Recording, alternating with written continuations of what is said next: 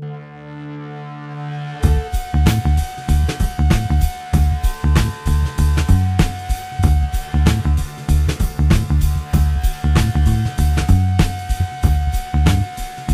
to the Nightly News Podcast. We are so fortunate today to be joined by the Chief Diversity Officer of Central Penn College, Romeo Azondekon. Romeo, thank you so much for joining us today. Professor Miller, how are you? I am wonderful, and Good, thank you so much for joining us. We're also joined by Nightly News Secretary and his debut on the Nightly News Podcast, Dillon Epler. Dillon, thank you very much for joining us. Thank you for having me. You are very welcome. So, Romeo, we wanted to have you down here today to promote the upcoming Festival of Nations.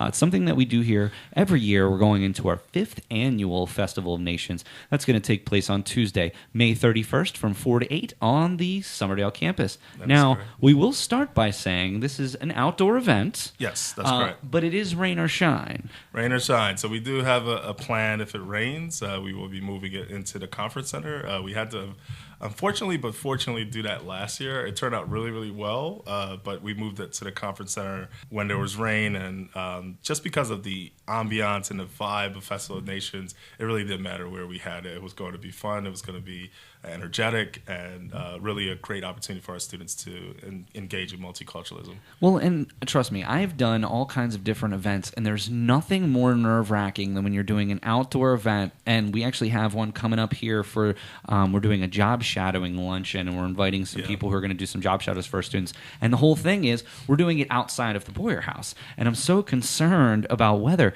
How much last year, because you'd said obviously it had to be moved, how difficult was that on the day of to try to figure out, okay, we're making the call, now we're going to move everything inside? Walk us through that a little bit. Yeah, it was. I mean, we tried to prep. The diversity committee helps to facilitates the planning of the event, because it's a big event, so it takes a lot of moving parts. So we anticipated if there's going to be rain, then to contact vendors, to contact performers, and just have like a contingency plan in the case that rain comes along. So it turned out actually pretty easy. We changed the time. We already had the layout of the conference center in mind, so it just kind of transformed into an indoor event rather than an outdoor. But it was the planning behind the scenes. Yes, the planning behind the scenes. So some of the things that you can expect, there's going to be music, there's going to be other types of live performances, there's going to be vendors, obviously food. A lot of our clubs are getting involved, and that's actually what I'm going to talk to Dillon about here shortly. But talk to us a little bit more about, maybe for somebody who's new to the campus or has never been to Festival of Nations, tell us why this is such an important initiative for your office. I think it's very important. Here, I think because what Festival of Nation represents to our campus is the celebration of our diversity. And I think it's important when we showcase cultural nuances, cultural celebration, moving away from this idea of just kind of hearing about these conversations to experiencing, having this lived experience of cultural diversity and multiculturalism on campus. And the event seeks to really engage our campus community, our local community and regional community to come on to Central Penn College campus, Central Penn's campus, to celebrate this, one of our marquee events about the celebration of us, of our people, of our communities, and things of that sort. So it's really, really important for us to have that. One of the things I talk about in my classes all the time, and I do talk a lot about business, and we talk a lot about the importance of diversity. So we do have an opportunity to talk about that. From an educator, which you are, and from somebody with your standing within the college, why is it so important for students to experience diversity in the college classroom? Yeah, so for me, I think it's critical because not only are we here as an institution to facilitate learning of a specific course content or areas of expertise for our students in terms of the majors that they pick, but we're here to facilitate this understanding of the world and what I like to call global competency. And part of what's embedded in global competency is this idea of cultural competency. The world is a very diverse place. Our students will be going out into the world to meet people who are different from them in experiences and culture and belief systems and just these lived experiences, So it's important for our students to build this competency of understanding differences, but also intersecting that with similarities and being able to leverage who they are and their identities and how they can integrate and be able to contribute in the most effective way in their professional and their personal lives as it relates to cultural interactions.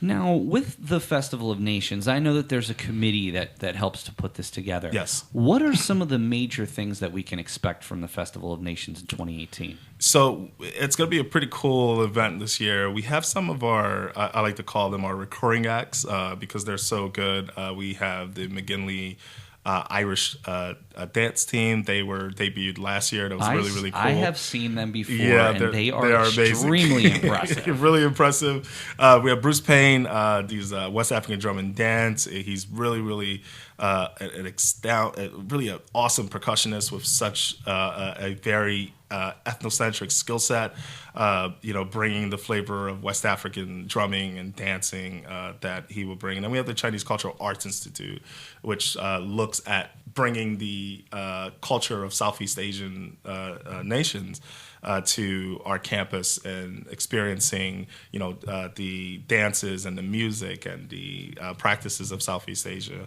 And then this year we're also going to have the Nepalese dance team, the Harrisburg Nepalese dance team, just to bring a little bit of nuance to a nation that has been sort of kind of created because of Bhutan and what happened in Bhutan and Bhutanese citizens moving to Nepalese, this kind of intersection of so many different cultural nuances coming together. So it's actually Bhutanese community and Nepalese community coming together to do a showcase of dance and music for us. So you're going to get a variety of experiences. And I think for me, the takeaway for our students is that you could say during your college experience, you were able to see that, you were able to embrace that and kind of, embed that as part of your learning experience. Because while it is fun and it's awesome to have the Festival of Nations on campus as a form of entertainment and a form of programming, it's also a learning experience. And that's really, for me, the most important. Students get to take away this learning of the cultural differences and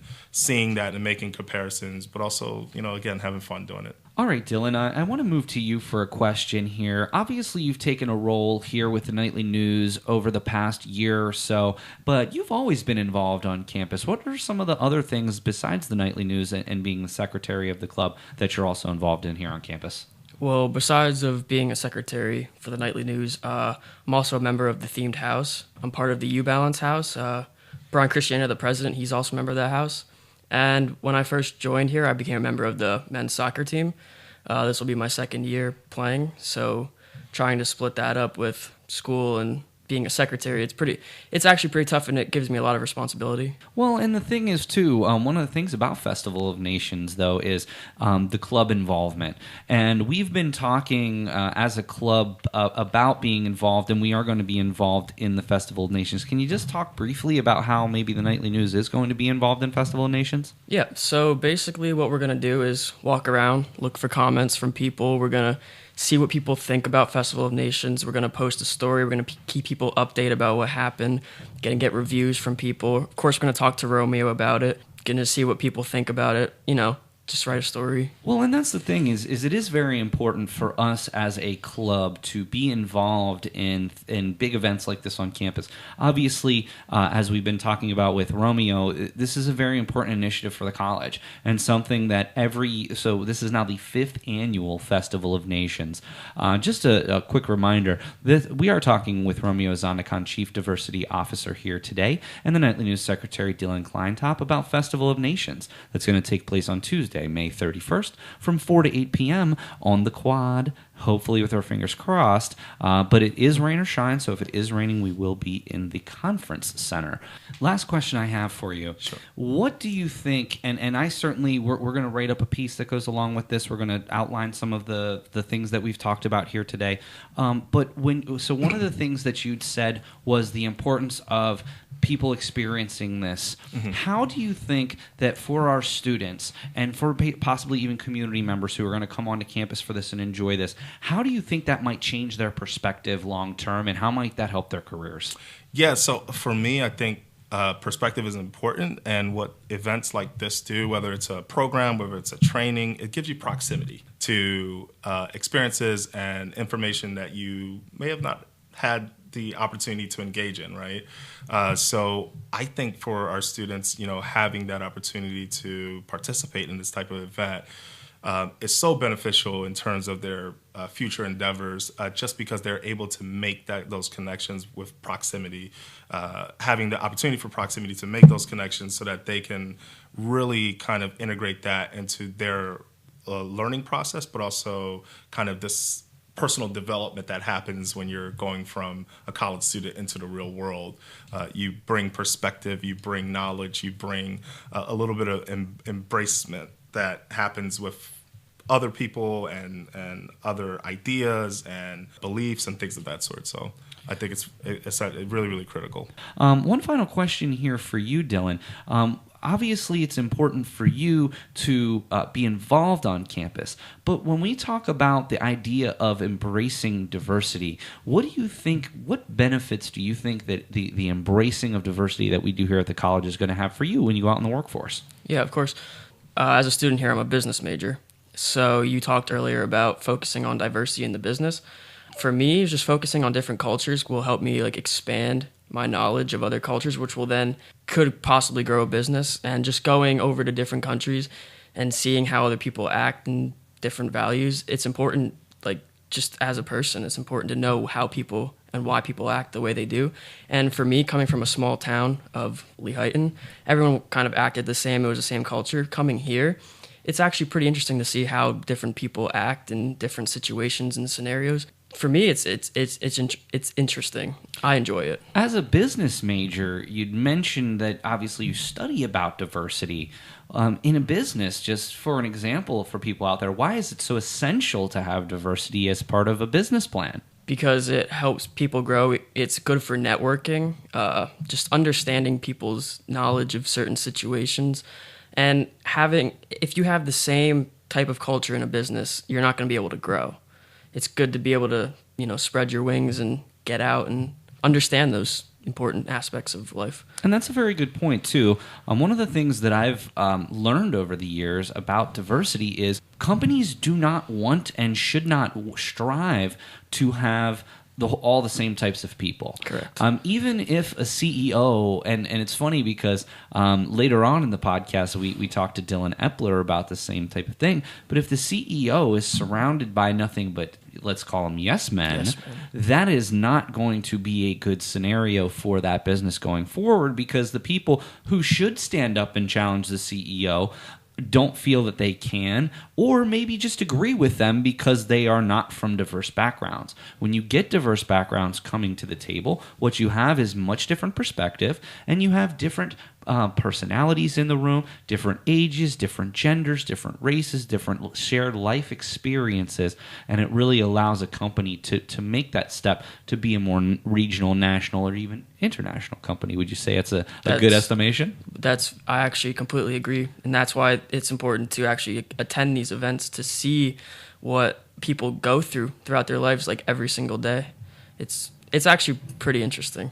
Well, Romeo, I really appreciate the time today. I really thank you so much for everything that you're doing for our students, and we're going to do everything we can to continue promoting Festival of Nations. So, Romeo, Chief Diversity Officer here at Central Penn College, Romeo Azondekon, thank you so much for joining us today. Thank you so much. Good to be here. And we're joined today by Nightly News Secretary Dillon Kleintop. Dillon, thank you so much for joining us today on the Nightly News Podcast. Thank you for having me. All right, so we will be right back on the Nightly News Podcast with a little bit more discussion about our upcoming Pennsylvania primary on May 15th with Dillon Epler. We'll be right back. This is Megan Ream, Director of the Learning Center at Central Penn College. You can contact us at learningcenter@centralpenn.edu or find us on Facebook and Twitter as the Learning Center at Central Penn College. We are located in ATEC 302. We offer tutoring in math, writing, accounting, and IT, open during daytime hours and available during evenings and on Mondays as needed. We have online resources available through the Blackboard's Learning Center tab, and online tutoring available for those who can't make it into campus. Hope to see you at the Learning Center.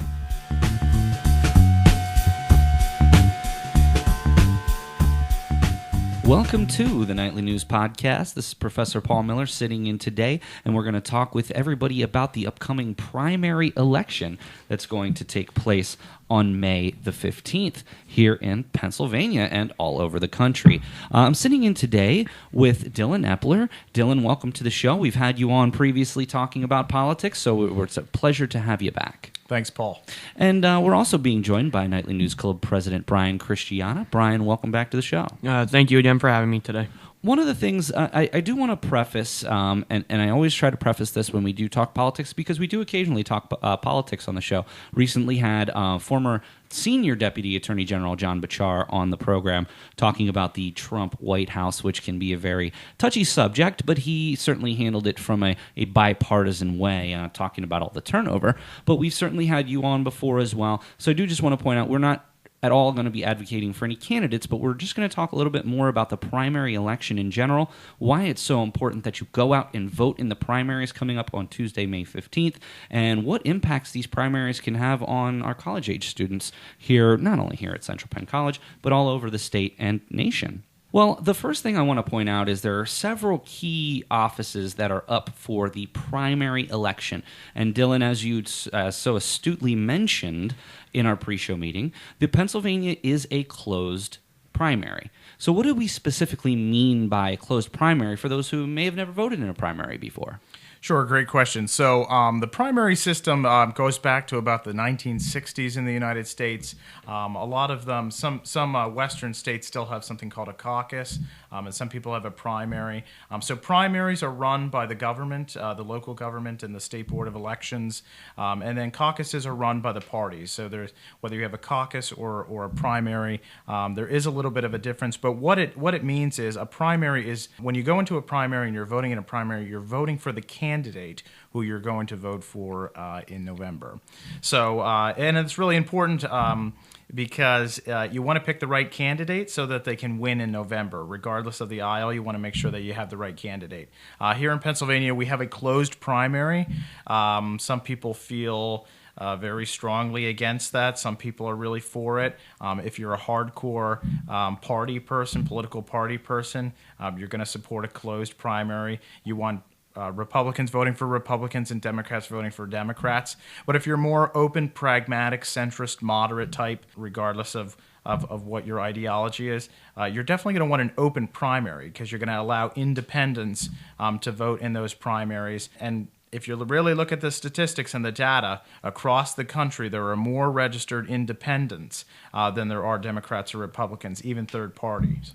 So what you're saying is in Pennsylvania, for example, in which we do, specifically, I'm looking right here at our candidates for U.S. Senate, Dale Kearns is a libertarian. What you're saying is because of this closed primary system, the odds of somebody who is not a Democrat or Republican getting elected in a closed primary system are nearly zero. Absolutely. Third-party candidates, Green Party candidates, Libertarian candidates, Constitution Party candidates, on and on and on, those smaller third parties. In a primary system where it's closed, such as Pennsylvania, it is almost guaranteed, unfortunately, that person will not get elected. It's a major long shot. Now, in an open primary, it's a little bit. There's a little bit of a better chance, but still third-party candidates have traditionally not done well. However, you can see there is a trend across the country where actual registered independents, now not libertarians or Green Party or Constitution or on and on, but independents. So if you look at, for instance, if you look at Maine, or Vermont, Connecticut, a lot of those New England states where a lot of people are somewhat moderate to liberal politically, ideologically, you'll have an independent. So like Bernie Sanders is an independent. You have Angus King. These are all U.S. senators. And it's because they have open primaries. Also, there are people, when they register to vote, they're registering to vote. They're not registering as a Republican or a Democrat or a Libertarian. They're registering to vote. And so there's a difference there. They're not registering with a party, but they're registering to just be able to vote, whether it's the primary or the general election. In some research that we did prior to the episode today, Dillon, we took a look at some of the voter turnout. in primaries. Now, when we look back in Pennsylvania, it was about a 28.5 in 2016. Obviously, that was a presidential election year. Obviously, more people are going to go out and vote in those primaries. But when you look back, you're seeing as low as 15% voter turnout in these primaries. Now, this is a midterm election in that there are some major statewide and national offices up, but last year were some of the record low turnouts in the state of Pennsylvania for the primaries. Why do you think that so few people make it a priority to go out and vote in the primaries year after year? Of course, we understand the primaries are going to have high turnouts on presidential election years. Why is it when the president's not being voted for that people don't go out to the primaries? Great question. So I think that the primary system when there's a presidential election, I think that many people across the board, across the nation, they think that the president's going to fix all things. And I think I talked in another podcast about the president is not a fix-all. The governor is not a fix-all. They are an executive officer of the government and the executive branch, and they are not going to fix everything. They don't vote on legislation. They don't do anything like that. So I think many people think that that office is important, and it very much is. However, legislatively, passing a statutory law, regulation, that's not what they're there for. Of course, they sign off on it, but everybody thinks that the president is just this, or the governor is just a wonderful thing. The issue is that they're not coming out, like you said, when the president or the governor needs to be elected. I think people are just kind of in these primary systems. There's so many candidates and there's so many people that are running that it's kind of an issue because they don't know where to go. The voter doesn't know where to go. There's so many candidates. There's so many issues. There's so many elections. It's almost that they get voter anxiety. You know. Well, what's interesting too, and Brian, we can talk about this from the media and politics class. Part of the reason that everybody goes out and votes for the president is because the president is always pushed in front of our faces. Every news story we see, well, I don't want to say every, many news stories that we see revolve around what the president's doing and what the people in his cabinet are doing. Certainly with our current administration, that's been the case. And I don't know that there's enough quality coverage on these races. In fact, to the point where myself, somebody who's, relatively knowledgeable in these things, has some basic questions that I can't find the answer to. Just in preparation for the show today, Dillon, it took me 15 or 20 minutes to even see who's going to be on my ballot in my area.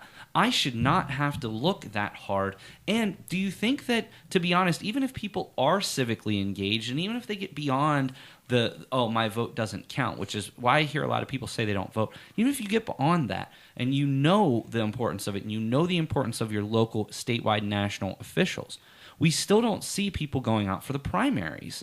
I mean, when you're talking about as low as 1 in 5 registered voters even going out for the primary, it's just it's mind-boggling. So I guess the point I'm trying to make here is, we have to figure out a way to make people get more involved civically in the primaries, and it might help them overall be much more involved with the total package of the election. I just wanted to bring something up before. Recently, as you were talking about, people don't know who's running. I had no idea who was running for governor until recently. Up at WHP, they brought in every day, or there was 3 days where they brought a different. I think I knew one of them, and the other ones, I had no clue who they even were. Well, and that's the thing too. I mean, not too many people are understanding and knowledgeable of the ins and outs of governments and the ins and outs of who these players are. I was actually surprised that I'd even heard of one of the people running for lieutenant governor. Again, I'm not going to say I'm the most engaged, but I do keep up with local news. I do keep up with the players, but it seems like it's so hard to follow these people, and really the only information you get about them is the information they give about themselves. So, now, Brian, I do want to go back to you here. We talked, and the reason I had you on today is you've always been one of the most civically minded students that I've had, and certainly we're very interested in this, and it's great. You are registered to vote, yes, and you have voted. Yep. Did you have the opportunity to vote when you were 18 for the Clinton-Trump? Yes. Okay. Yes. So that was your first experience voting. Well, the primary before in May. Right. Yes. But it's still all part of that campaign. Yep. Yes. Yes. So you did attend a primary. Yep. And so, did you attend the 2017 primary? No, I did not. Okay. No, I'm not saying that. Yeah. I'm not saying that to begrudge you, and I Yeah. appreciate the fact that you are civically involved. But it goes to show that I don't think our primaries enough is made out of them, and maybe that's intentionally by the candidates. Maybe they don't want people to go out and vote. But Brian, as a college student, why has it been a priority for you to vote, whether it be in the primary or the general election? Well, I mean, as a college student, like we have to look forward to the future of everything. Like we discussed earlier, student loan debt, the education part. There's just so much that goes into it, and yeah, as a young person, you want your voice to be heard, and who represents you? You want the person to represent you. Well, and we do live in a very polarized state between Democrats and Republicans, and it is very important to get out to those primaries, especially if you have specific issues. But, Brian, do you remember what I said? It can be very daunting to try to figure out which candidate you want to vote for, because guess what? Some candidates are for you on some issues, while the same candidate is against you in certain It's issues. tough. It honestly is. Do you remember how I told you to start breaking down and to figure out who to vote for? Yeah, exactly. You told us to. Didn't you tell us like a like and a dislike about someone? Wasn't it something to do with like that? Sure, but really what I was getting at is ranking. Yeah, ranking. What is important to you? Yeah, and a lot of mine fit with who I thought, and then there was some with the person who I didn't agree with, and it's really, I think differently now when I go with voting. Definitely do. Well, and Dillon, I mean, I'm curious what your input here is, but to be honest with you, you're never going to find a candidate that you 100% No, there's fully no agree perfect with. candidate. No, absolutely not. So regardless of if you're a registered Democrat, registered Republican, or a registered independent or third party, whatever it is, you're never going to find the candidate that best fits you. They might there might be a high percentage that they might fit almost everything that you have, but it's not going to be that way. I have this book in my home library. It's called the Centrist Manifesto. It's by so as Charles Whelan, who is the author of the Centrist Manifesto. He's a professor of political science and public administration at Dartmouth, and he goes around. He speaks. He's an advocate for an open primary system, and I kind of personally share some of his views there. So I really his book really resonated with me. And so I was in reading that, and he takes the best of the Republicans and he takes the best of the Democrats and he puts them together. And by the end of the book, by the time you're done reading, it's the most beautiful cornucopia of things you would ever want to see. It's unique. It's unique. It's just it brings some of the fiscal issues and some of the social issues. It brings them all together. And boy, if you could only have a candidate like that, that's unfortunately it won't happen. But it's something to strive for. It's something to strive for that we can get better at. But I recommend that book if anybody's looking for some good political reading, and they're in the middle of the road. Well, it's a good one. Some of the candidates that we do want to talk about, we do have candidates for the U.S. Senate. We have candidates for the U.S. House, for governor, for lieutenant governor, and for different PA House of Representatives as well. One question that I have that I'm glad that you educated me on somewhat, but I think that maybe a lot of people might not know is, what is a lieutenant governor? I think that we kind of all understand what the governor is the president of our statewide executive branch, and the lieutenant governor is sort of like the vice president. But why do we vote then for a lieutenant governor as opposed to it being a package deal? Sure. So unlike in federal elections, when we vote for the president, we're also voting for the vice president, whoever that person may be.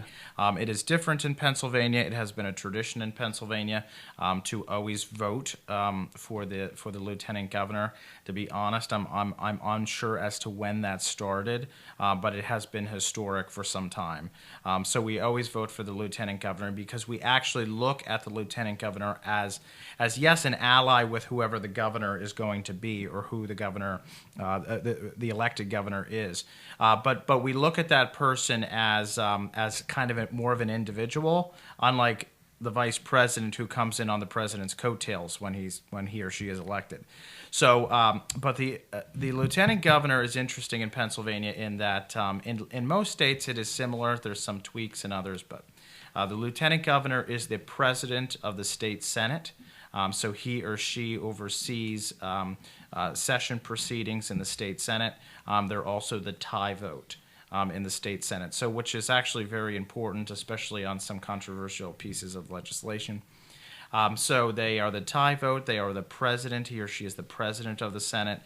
They also get, I always joke about this, but I think they have a much nicer house. It's a little outside of Harrisburg, and it's much nicer. The governor has a nice house, but the lieutenant governor has a much nicer house.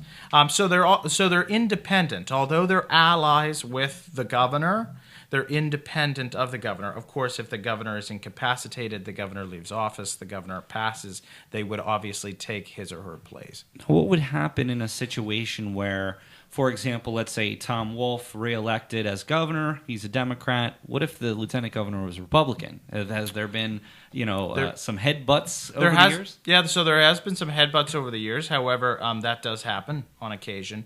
I can't say the last time that it's happened in Pennsylvania like that, especially in this polarized political system that we have currently. I'm not sure that would happen, although it could. But some other states, especially, I know I keep going to New England, but that whole region is just so interesting politically, and so they have a lot of governors that are of one party, and then their lieutenant governors of a total other party, and they work well together. Again, they have those open primaries up there, like some other states in the Midwest. But yeah, it would be interesting. So let's say we have a Republican governor and a Democratic lieutenant governor. Maybe keeping each other in check. I think that'd be pretty. I think it'd be pretty interesting. I mean, it'd be something different. If you ever read about Abraham Lincoln, going back to some history here, but Abraham Lincoln loved to fill his cabinet. Although they're appointed people, not elected, he loved to fill his cabinet with people of the other party. And it really, really, so if you ever do some historical reading, he liked people of other parties because he was able to gauge and get things done, gauge where they were politically, and be able to mix it all together in this pot, almost like Whelan's book, similarly. Very interesting. Well, we're running out of time here on this week's episode of the Nightly News Podcast, but I wanted to put it to you, Brian, for a very important thing, and then I want to come back, Dillon, and end with about the redrawing of the congressional districts. Brian, one of the most important things that I look at in myself in the classroom is promoting civic engagement, and I hope that the number one theme of media and politics was not, and you never heard me say one side or the other. I don't believe that that's my role here. But the theme of my class was vote. Yeah. I don't care who you vote for. I just want you to vote. Yep. What does it mean to you to take voting seriously? Why is it something that you've made a commitment to as far back as your very first election being a primary? Why is it important to you? Well, like I said before, it's your voice. It's what you believe in. It's what you want for the future. It's such. I want that person representing me. It's what I believe. Like I just said before, it's what I believe in. But what do you say to someone who says, I don't vote for this reason, I don't vote for that reason, or one I hear most, well, I don't vote unless it's a presidential year? You obviously want to talk to them about it, but I mean, in a way we have to respect what they believe in. I mean, we obviously want them to vote because I mean, people say my vote doesn't matter, but in all reality, your vote does matter. It's just sad the numbers We had a situation where I had a gentleman in who I know well now, was running for borough council in Mechanicsburg, which is a historically Republican town. He was an independent, and he ran a write-in candidacy. How many votes did he say he lost by? It was a very small, like 15. Like 15 votes. He was very impressive. I was really impressed with him. He's great. Yeah, Justin Stimpson is his name, and he's actually moved on to doing some other things in the borough, not with the borough council because he lost by 15 votes. But it was impressive because he literally ran basically a 2-week write-in campaign and showed, look, I'm not a Republican. I'm not a Democrat, but I'm not a Republican, and I can be in the mix. Yeah. And that's what, when we look at the big picture, yes, does our vote necessarily matter in a presidential election? Of course not.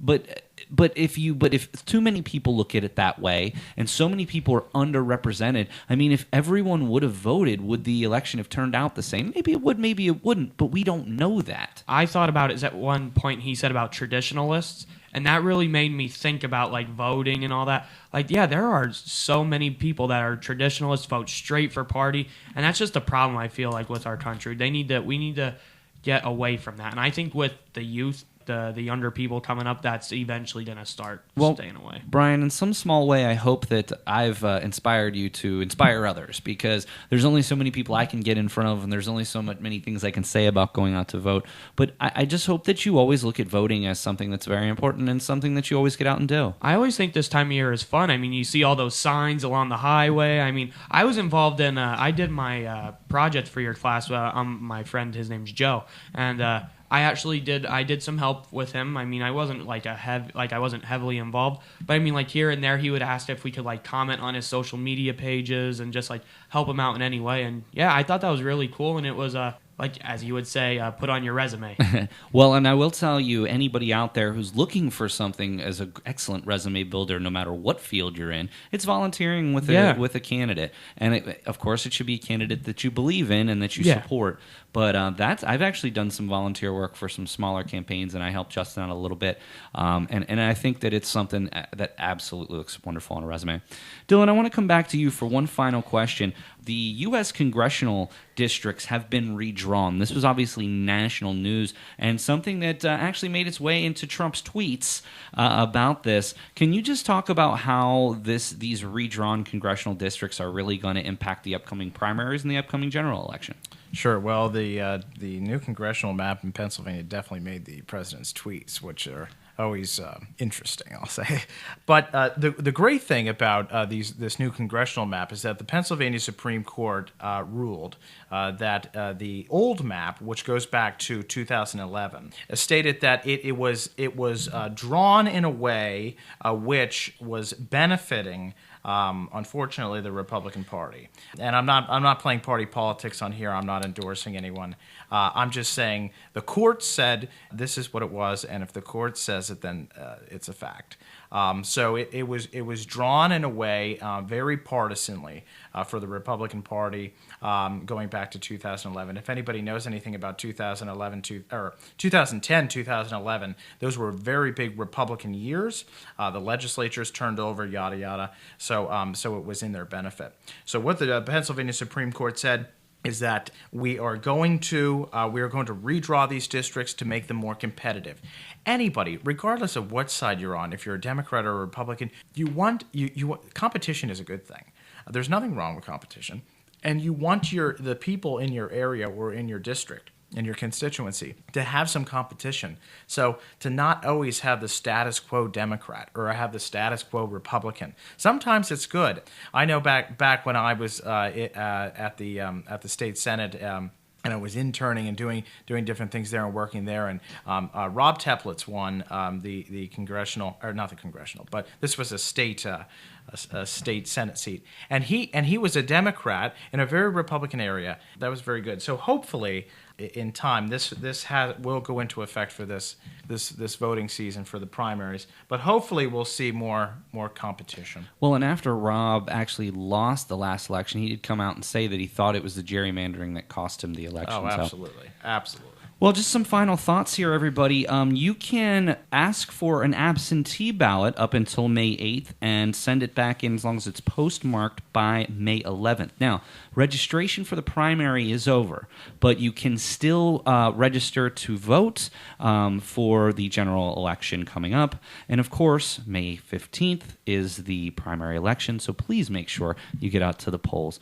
Dylan, thank you so much for being here. And unfortunately, I understand that this may be the last podcast for Dylan on the program. So from the Nightly News, I just want to thank you very much for everything you've done for the campus and certainly the several times you've been on the podcast. Thanks. I really love it here. Central Penn's a great place from the time that I was a student to now being a staff member. I absolutely love it. It's a great little place nestled in Summerdale, and a lot of great kids here, a lot of great students, a lot of great people. So, Paul, thanks for the opportunity of giving me some time to come on here and talk about all different types of things. You're always welcome back. Anytime you're on campus, you let me know. Thank you. And of course, Brian, Christiana, thank you so very much for talking about why the elections are so important to you. And I certainly hope on May 15th you're going to be out there. And if nothing else, college students, keep in mind, college is a valid reason for an absentee ballot. So if you are unable to make it home to where you live, wherever that might be, you still can request an absentee ballot until May the 8th. So, Brian, thank you for joining us. Thank you, Mr. Miller. All right, so that's it for this episode of the Nightly News Podcast, and we will catch you again next week.